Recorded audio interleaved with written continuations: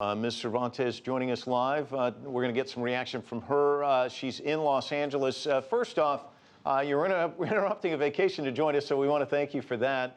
What's your immediate reaction to what you heard from the President of the United States?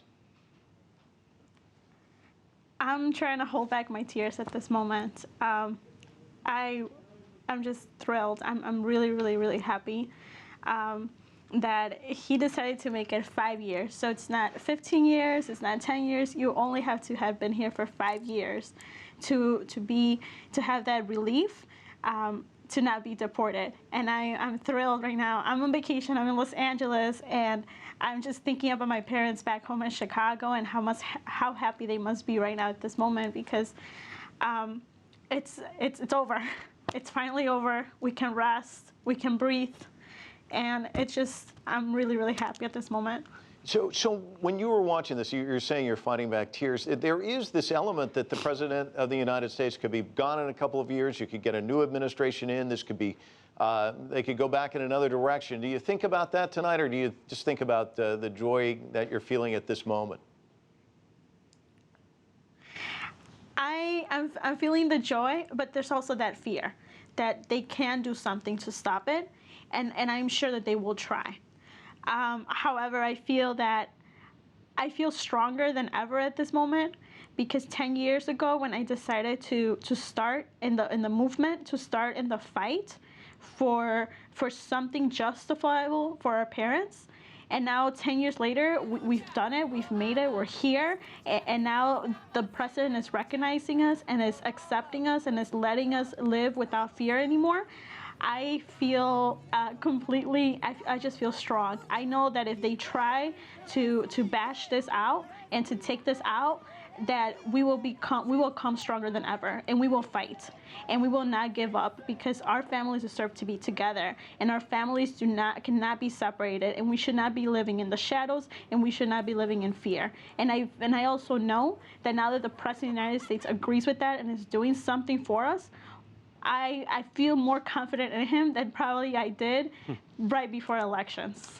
Idalia, it's Sean Calebs. It's good to see you again after talking to you just before the election. I want to pick up on a couple of things that the president did say. He said people are not looking for a free ride. Let's talk about your parents, for example. Your father is a musician, plays in mariachi bands, and your mother a nanny, for lack of a better word. And you talked to me about growing up without your parents around. During holidays, your father performed. Your mom would leave early in the morning to go take care of other people's families. Give people at home an idea of what that is like. And then secondly, you having to be the adult at 16 and drive the family everywhere, fearful that one stop could rip the family apart. These are realistic concerns you lived with for years. Yes, I remember holidays. I mean, we used to celebrate Christmas on the 24th of December, because on the 25th, you know, my mom had to go babysit, and she had to go and, you know, take care of the kids, because parents and families would go out for Christmas. And, you know, my dad had to go play at different events as a mariachi. And our 25th, our Christmases were spent at home by ourselves with my siblings. I remember, you know, when I turned 16, actually when I turned 15, you know, my mom told me, you're going to go work. And we found you a job already, so you don't have to look for it. But that whole check is coming to me because you need to help at home. So I never grew as a normal teenager, per se. I never was able to say I'm going to go shopping with my friends because I'm 16 and life is good. No, I turn in my check to my mom and I help pay bills. And that has been my life ever since. I mean, I may only be 23 years old, but I was forced to grow and become an adult at a very young age. And, you know, a lot of people said, well, you know, you were a U.S. citizen, you got everything covered. But when you have parents who are living in the shadows, you're the one that needs to come out for them. You're the one that needs to be out there for them.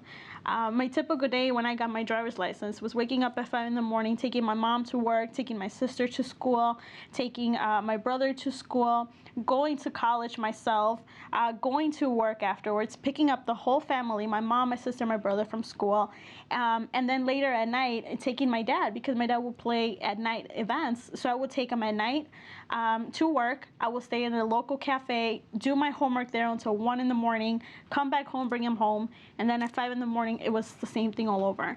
Well, and that was my typical life. I never saw it as anything different, but that's what it was. Well, clearly you've earned that vacation in Los Angeles, and we're going to let you get back to it. Thanks so much for joining us. We certainly appreciate it. Thank you.